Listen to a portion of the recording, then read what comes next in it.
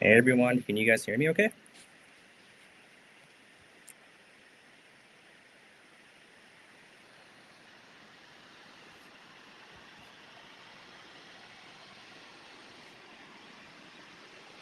Are you guys able to hear me?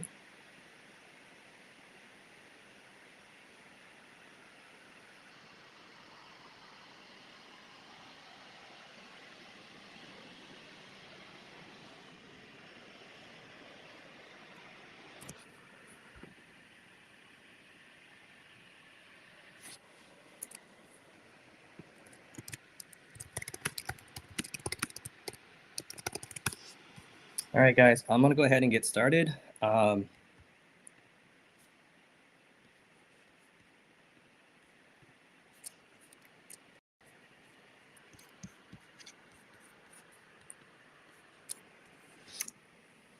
Welcome everyone. Um, I'm excited to be speaking to you about how to integrate 9 to 5 work lifestyle into van life. My name is Peter, and I've been an on and off van lifer since 2017. I'm unable to see any of you guys' comment right now, but if you go ahead and leave it in there, at the end I'll do Q&A, and then I can pull that up and then address anything that you guys are asking about or any questions you guys have. With that said, let's go ahead and get started. My hope today is that you gain inspiration from my journey. Take what I have done and make it your own. If you gain anything from this module, it's the mindset of getting out, trying it, and improving. So, what is my story? September 2017 was a pivotal moment in my life. Prior to 2017, I appeared to have it all: a great career, nice car, I was married, but that was far from it. I was living a life not on my own, but I didn't know it at the time. I prioritized work over everything else, and that became my identity. But on September 2017, that all came crashing down. I was going through a divorce, my dad's cancer relapse. About a year after, he passed away on Christmas Day of 2018. And on September 2017, due to company restructuring, I got laid off. And I began to ask myself, what is holding me back from chasing the life I knew nothing about but wanted to explore? Within a week of being laid off, I traded my WRX for a Subaru Forester, um, and this was my life. I didn't know anything about hiking, camping, how to live sustainably on the road, but I dove headfirst into this lifestyle, and I learned everything along the way. Like, like anything, when it rains, when it pours, it pours. So on February 2018, I landed in the hospital, not from any lifestyle activity injuries. I neglected my health and ignored all the signs. I was in the hospital for 5 days and I nearly died. Actually, I had an ulcer that burst, and when they went in to operate, um, I bled out on a table. I woke up the second day, spent 2 of those 5 days, I'm sorry, in ICU. And after leaving the hospital, I contacted a former employer, and within a month, I returned to work. What did I learn during my short stint before returning to work? I discovered that van life is different for everyone. My identity is not my work. I found my happiness and my passion. Now I needed a way to integrate it into this new lifestyle that I discover while being able to support the 9 to 5 work grind. Over the next several slides, I'm going to take you through my personal journey, what lessons I learned bucketed under mindset, what setup did I use, and the challenges, as well as what I was personally facing, and maybe even the limitation of those setup. And then we'll go through and talk about connectivity. Bear in mind the available technology that was there at the time too, as well. So let's jump into mindset.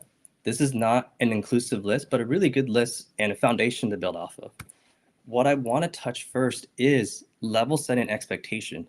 What you see in social media may not be your reality. So taking a step back, understanding how you work, how you live your life, both solo and if you have a partner, how does that person, and then really building that into this so-called van life will be immensely important and a really good first step.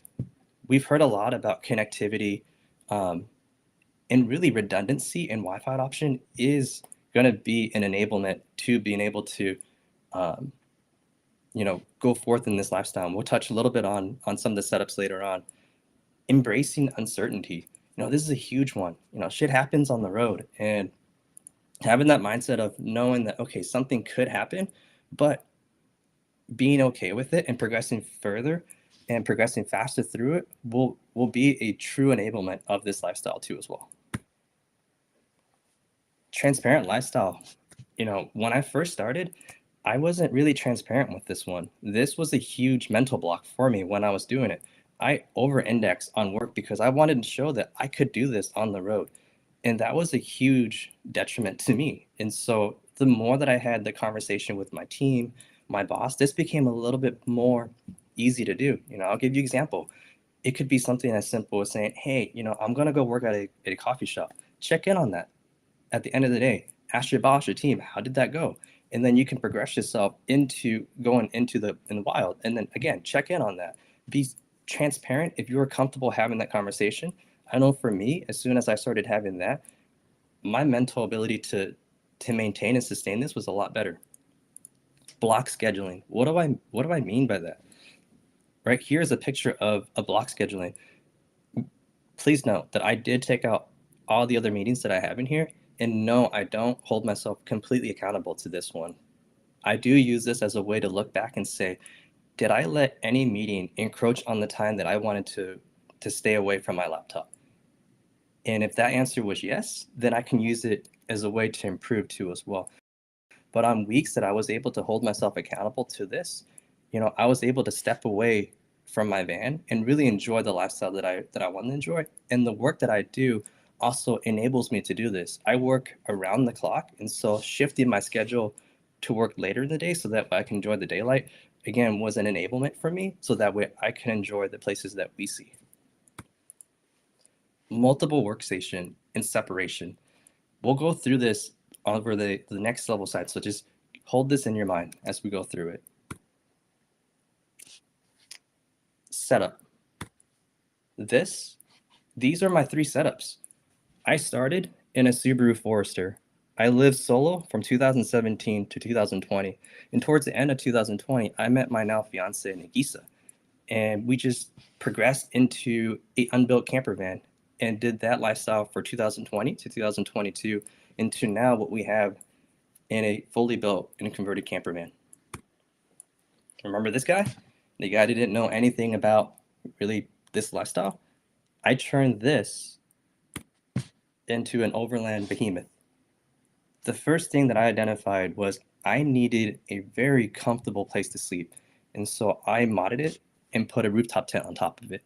I didn't get all of this at once. This was built really over time.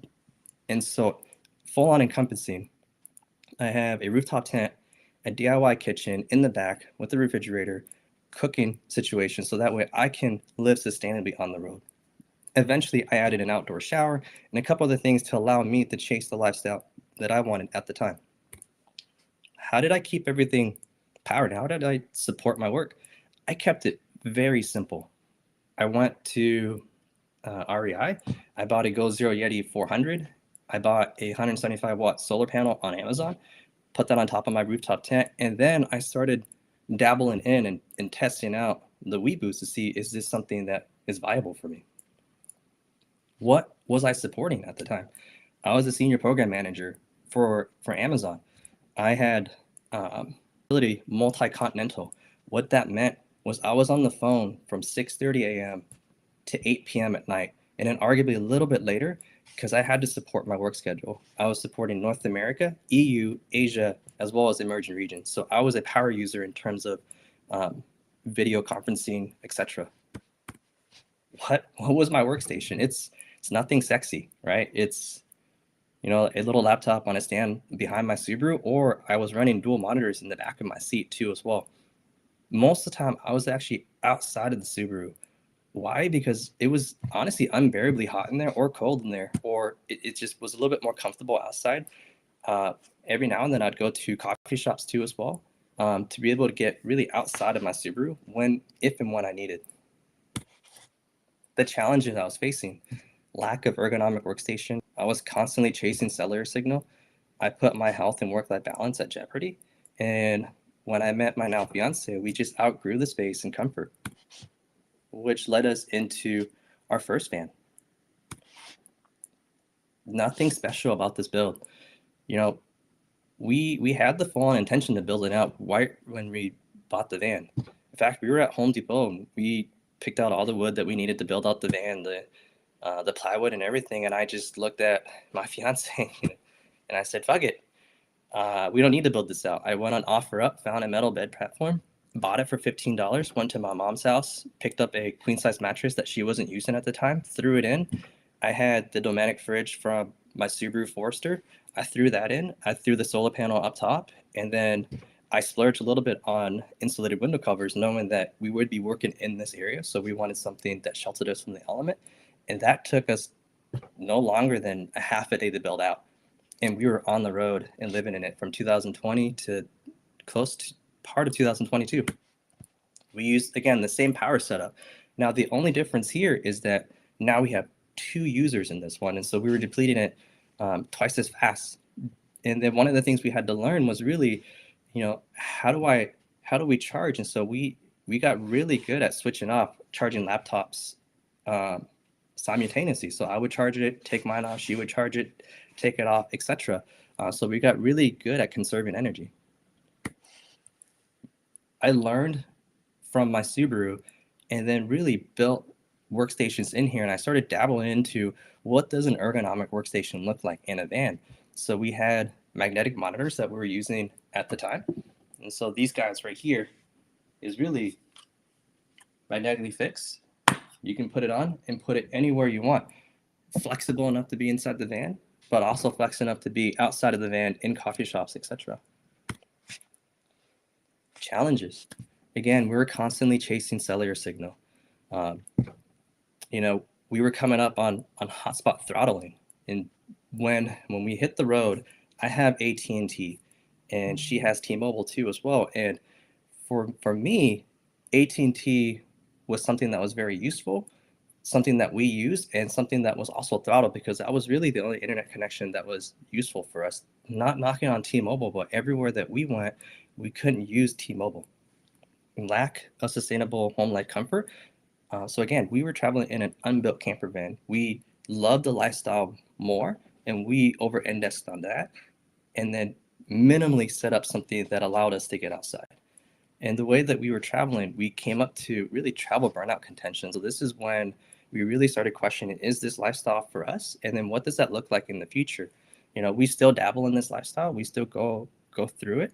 But now we do have a home base. And if we're not at home, we do travel quite a bit. What does this look like in a fully converted van? Now we have all the comfort. We can cook and clean. We can cook in and outside of the van. We have a pretty good garage that, can be set up to any season that we want. Currently, right now, it's set up for our snow season. I mounted Thule racks reverse underneath the bed platform, so that way we can save a little bit of space. We can shower inside and out of the van. We're introverts and homebody, and so knowing that and knowing how I personally recharge and how she personally recharged, we started adding home life feature into this one.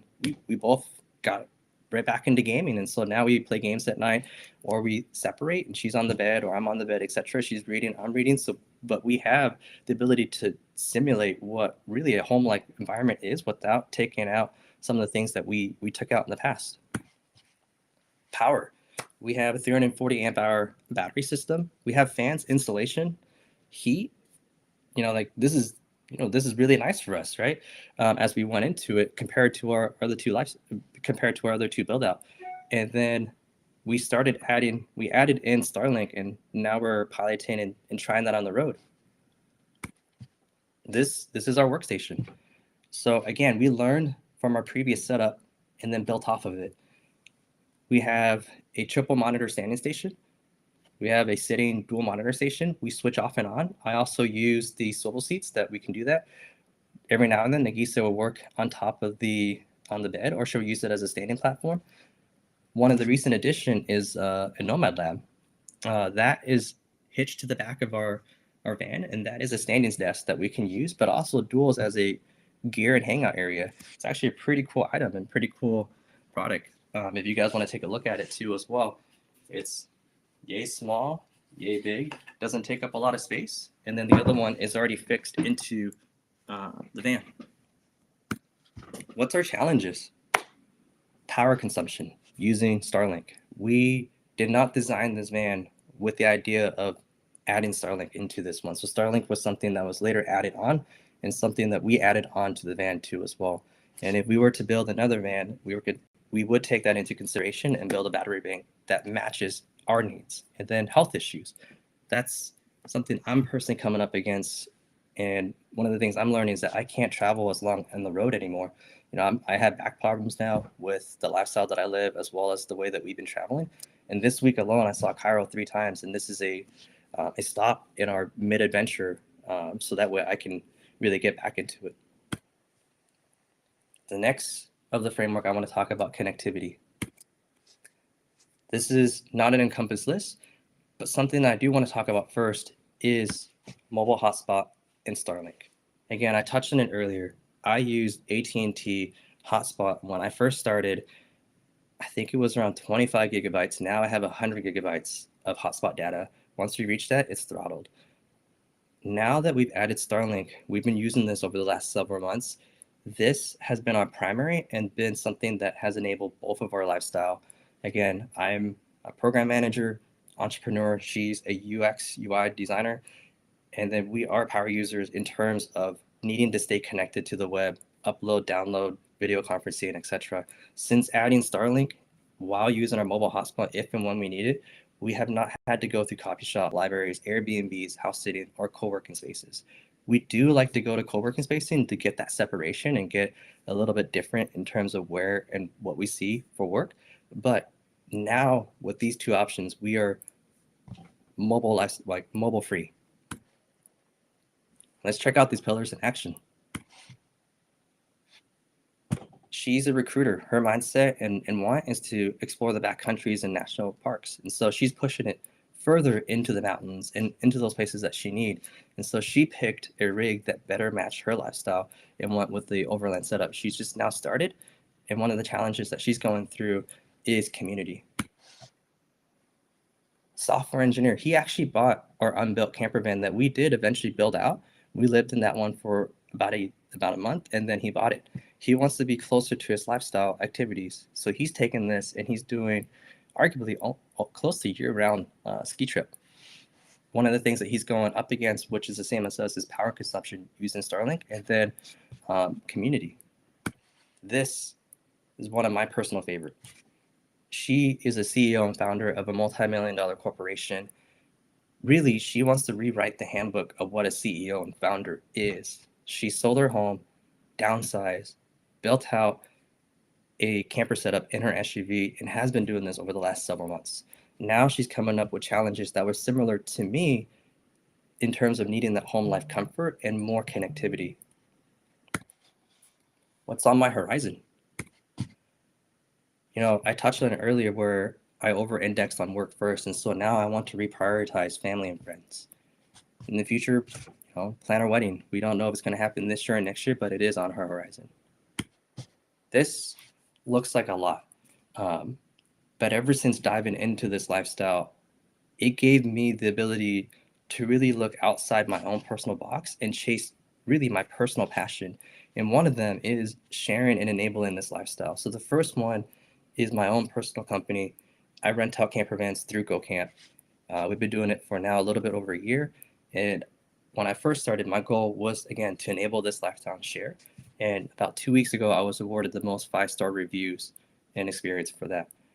I'm joining Swellvan as the head of operations. So again, adding on to one of my subset and then being able to close the loop. The next one is tiny homes. And this has been a contention in my personal portfolio, but I use all of this in one to really create an ecosystem for me. If you guys have a need, want to learn more about either renting a camper van, maybe building it out, or the components that goes inside it, have any questions, if you love real estate, want to go down that path in tiny home, ADU, house hack, you're more than welcome to reach out to me. These are passion areas that I love to go through and love to talk to more people. This is a way that you can continue to stay connected with me. I have my personal IG right there, my business IG. You can connect with me on LinkedIn, and that's my email. And if you want to, that's linked to my rentals. Go ahead and take a screenshot of this one, and then I'm going to close this right now so that way I can see if there's any questions.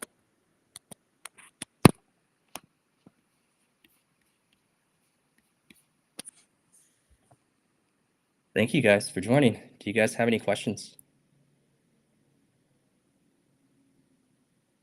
Can you guys refresh the page to get involved in the chat?